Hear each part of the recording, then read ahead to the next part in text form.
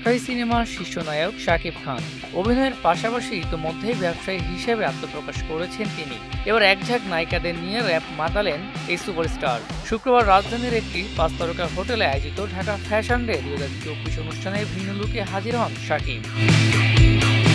র্যাম্পে stopper হিসেবে এদিন দুর্দান্ত লুকে হাজির হন কিং খান। এ সময় জমকালো আয়োজনে মঞ্চে তার সঙ্গে র্যাম্পে হাঁটতে দেখা যায় পরিমণি, বিদ্যাসিনা মিম, পূজা চেরি, তানজিন তিশা ও সাবিলা নূরকে।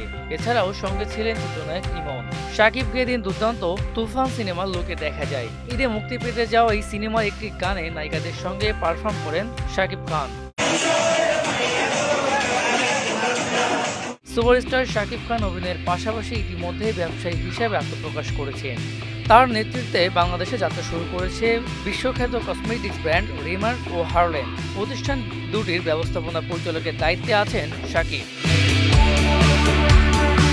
এদিকে আসন্ন ঈদে মুক্তি পেতে যাচ্ছে শাকিব খানের তুফান সিনেমা। ইতিমধ্যেই সিনেমাটি আনকাট সেন্সর পেয়েছে। এরপরেই বেশ উচ্ছ্বাস প্রকাশ করেছে শাকিবিয়ানরা। মিসবাহ রহমান, মোহনা ডিজিটাল।